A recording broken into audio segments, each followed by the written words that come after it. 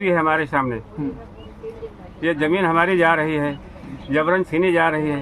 दादा बाबा हमारे खेती करते चले आ रहे थे जमीन पर, और आज हम भी इसी जमीन पर हैं। अगर इसी को बचाने के लिए अब चाहे रोजा हो या धूप हो या प्यास लगे या कुछ भी, रोजा तो रहना है। अगर ऊपर वाला सुन लेगा तो भी ठीक है। आप देख रहे हैं सच की आवाज़ वेब न्यूज़। मैं हूँ आपके साथ शशांक मिश्रा, और मैं फिर से आ पहुँचा हूँ एयरपोर्ट के पास रहीमाबाद। यहाँ पर वो किसान हैं जो गौतम अडानी एक बिजनेसमैन हैं, उनके द्वारा इस एयरपोर्ट को 50 साल के लिए लीज पर लिया गया है। लेकिन परेशानी बढ़ा दी गई है किसानों के लिए, उन किसानों के लिए जो सालों से इन ज़मीनों पर अन्न उपजाने का कार्य करते नजर आए हैं।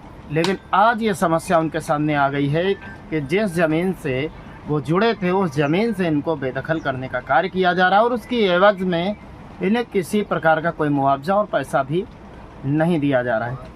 चलिए, बहुत सारी बातें हुई कि कई सारे त्यौहार निपटे। इसी बीच में एक और त्यौहार है, इस समय चल रहा है माह रमज़ान, जो मुसलमानों का बहुत बड़ा त्यौहार होता है, बड़ा पाक महीना होता है। इन दिनों वो बहुत सारी इबादतें करते रहते हैं।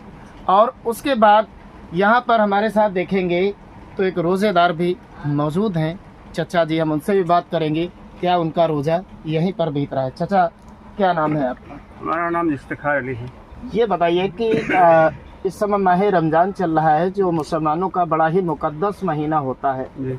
तो ऐसे में रोज़े से होंगे आप जी, हम तो रोज़ा का यहीं पर बीतता है आपका? रोजा खोलने के लिए घर चले जाते हैं बस, और तो यहीं रहते हैं। बाकी पूरा समय यहीं बीतता पूरा है। समय यहीं रहता है। अब तो चचा जो है यहाँ पे गर्मी भी बढ़ गई है, तो क्या किया जाए, गर्मी बढ़ जाएगी। एक चीज पूछना चाहेंगे, गर्मी बढ़ गई है तो रोजे में ऐसा होता है कि प्यास लगने पर पानी भी एक घूंट भी अंदर कुछ नहीं किया जाता नहीं है। जा सकता। तो ऐसे में किस तरीके से आप यहाँ पर रोजा रख पा रहे हैं? क्या प्यास नहीं लगती? भैया हो रख पा रहे हैं, लेकिन ये क्या करें, मजबूरी है हमारे सामने। ये जमीन हमारी जा रही है, जबरन छीनी जा रही है। दादा बाबा हमारे खेती करते चले आ रहे थे जमीन पर, और आज हम भी इसी जमीन पर हैं। अगर इसी को बचाने के लिए अब चाहे रोजा हो या धूप हो या प्यास लगे या कुछ भी, रोजा तो रहना है। अगर ऊपर वाला सुन लेगा तो भी ठीक है, नहीं तो रोजा तो हम खोलेंगे जब तक हमारी ज़मीन का मुआवजा नहीं दे, तब तक हम जाएंगे नहीं यहाँ से। और अगर इनको लेना है ज़मीन, और हम देने के लिए हम सभी तैयार हैं, हमको उचित मुआवजा दे दें बस। यानी वो तो ये कह रहे हैं कि जमीन भी ले लेंगे, मुआवजा भी नहीं देंगे, यही कह रहे हैं ना ये? तो इसके अच्छा जो है आप ला करके जो है हम लोगों पर बम डलवा दें, तभी किसान यहाँ से जाएगा, वरना ऐसे जाने वाला नहीं है। यानी कुल मिलाकर सताया किसानी जा रहा है, उसके साथ जबरदस्ती की जा रही है। बिल्कुल बिल्कुल सर। क्या कहना चाहेंगे उत्तर प्रदेश की सरकार से और नरेंद्र उत्तर प्रदेश की सरकार को तो हम ये कहना चाह रहे हैं कि अगर उनको अगर दिखाई पड़ता तो यहाँ आ जाते और हम लोगों की बात सुन लेते।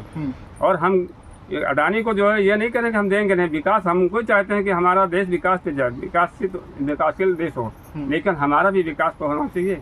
अगर हमारी ज़मीनें यहाँ से ले लेंगे तो हमको क्या पन्नी डाल करके हम बाहर रहेंगे, बच्चे डालेंगे हमारे।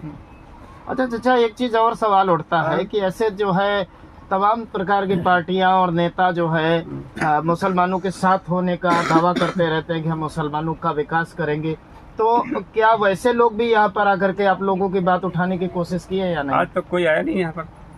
यानी कहा जाए तो सब चोर मौसेरे भाई होते हैं। सब मौसेरे भाई हैं। कोई आज तक कोई नेता नहीं आया यहाँ पर, और सुनने वाला कोई नहीं आया। न सपा का न बसपा का कोई नहीं सुना यहाँ पर। किसी ने आज तक किसी ने देखा कि नहीं, ना सुना होगा, लेकिन कोई यहाँ तक आने के लिए तैयार नहीं है। भाई, अगर सरकार गूंगी बहरी बैठी है तो उसको जो है उसके कान खोलने का काम जो है विपक्ष तो बराबर करता है, लेकिन यहाँ पर जो है कोई नजर आया? यहाँ पर कोई नजर नहीं आया। अगर नजर आता तो आज हमारी बात जो है सांसद में उठती। इसका आज तक कोई सांसद में मुद्दे नहीं उठा। क्या कहना चाहेंगे उन नेताओं के लिए जो ठेका ले रखे हैं मुसलमानों? अरे वो मुसलमान ठेका नहीं, गद्दार हैं आज के। अगर वो गद्दार न होते तो आज हम लोगों को जो यहाँ पर आकर के देखते ना, यहाँ न हिंदू है न मुसलमान है, यहाँ सब इंसान है। हिंदू मुसलमान से कुछ नहीं होता कि हम मुसलमान का टीका लगा लिए, टोपी लगाए तो मुसलमान हो गया, या हिंदू का टीका लगा ले तो हिंदू हो गया। वो इंसान होता है। अगर इंसान मुद्दा याद आ गया, अभी हाल ही में होली के दौरान एक बड़ी भारी साजिश रची गई थी उत्तर प्रदेश में पूरे।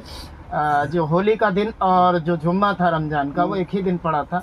याद आ गया तो उस बारे में भी आपसे बात हो जाए। तो उस दिन जो है बड़ी अफवाहें फैली पूरे उत्तर प्रदेश में कि जो है जुम्मा और होली टकरा रही आपस में, दोनों में कहीं ऐसा ना हो जाए वैसा ना हो जाए। लेकिन उसमें जो है सबसे बड़ी जो अहमियत रही कि पूरे उत्तर प्रदेश में होली भी हुई प्यार से और जुम्मे की नमाज भी हुई। तो उसमें सबसे ज़्यादा जो अहम बात रही वो किसकी रही? अहम बात ये हुई कि हम भी चाहते हैं होली भी जो है हमारा बढ़िया त्यौहार निकलता। ये एक प्रेम का त्यौहार है, लेकिन रोज़ा जो है हमारा रमज़ान का महीना चल रहा है, तो हमारे जो है मौलाना लोगों ने जो है ये टाइम बदल दिया कि थोड़ा सा जो है आप लेट करके नमाज़ पढ़ें, ना आपका हमारे से कोई नुकसान हो ना आपका नुकसान हो।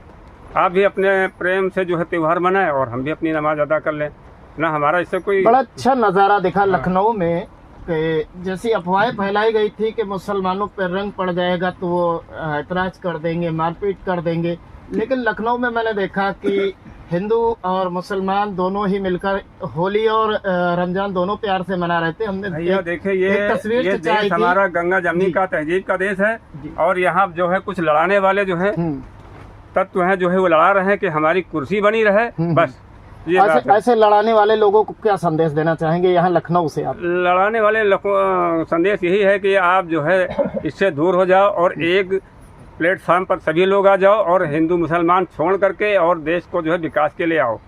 जी बिल्कुल सही। यानी कि उन लोगों के मंसूबे जो है पूरे नहीं हुए जिन लोगों ने पूरी साजिश रची थी उत्तर प्रदेश में माहौल बिगाड़ने की। बिल्कुल सही है। बहुत बहुत धन्यवाद। चचा ने बातें बताई और आप देख सकते हैं कि यहाँ रोजे पर बैठे हुए चचा थे और बराबर यहाँ पर धरना दे रहे हैं। अब यहाँ पर एक तस्वीर आपको नज़र आई, यहाँ पर गंगा जमनी तहजीब भी नज़र आई कि लोग यहाँ पर सब मिलजुल कर बराबर बैठकर धरना दे रहे हैं। किसानों के बीच पूरा प्रेम संबंध यहाँ पर बरकरार है। तो अब कम से कम अब तो जागो सरकार की इन किसानों की तरफ देखो और इनकी जो समस्याएं, जो वाजिब समस्याएं, कम से कम उनको दूर करने की तो ज़रूर कोशिश की जाए। और ये भी एक बात सामने आई कि किसान ज़मीन देने के लिए मना नहीं कर रहे हैं, लेकिन अपनी ज़मीन को बिना मुआवजा कोई कैसे दे दे, यही तो सरकार से प्रश्न है कि ज़मीन भी हमारी ले लो और मुआवजा ना दो, ऐसा इन किसानों का कहना है। तो ये तो कहीं तक अन्याय है, और अन्याय क्यों सहेगा किसान, ये अपने आप में एक बड़ा सवाल है। अब देखने वाली बात ही होगी क्या उत्तर प्रदेश सरकार या भारत सरकार सहित तमाम उन नेताओं पर भी प्रश्न चिन्ह खड़े होते हैं जो लोग वोट लेने के वक्त जनता, किसान और गरीबों की बात करते हैं, लेकिन वोट लेने के बाद सब नदारत हो जाते हैं, भूल जाते हैं कि वो जनता कहाँ है जिसके हमने हाथ जोड़े थे, पैर छुए थे वोट लेने के लिए, और उसके बाद वो जनता हमारे लिए महज एक वोट बैंक रह जाती है। उसके बाद 5 साल तक उनको पूछने वाला कोई नहीं रहता है। क्या उन नेताओं को अपनी जनता के साथ ऐसा सलूक करना चाहिए? अगर उन नेताओं के अंदर ज़रा भी दिल है तो उनको आकर इनके दुख दर्द में साथ देना चाहिए और इनकी समस्या में हमराही बनकर बराबर खड़ा होना चाहिए। अब आने वाले समय में देखना ये होगा क्या कोई नेता इन लोगों से मिलने आता है, क्या कोई प्रशासन का अधिकारी इनसे मिलने आता है कि चलिए भाई हम आपकी समस्या का निराकरण कराते हैं। ये आने वाले समय में देखने वाली बात होगी। कैमरामैन राजन के साथ मैं शशांक मिश्रा, सच की आवाज़, वेब न्यूज़।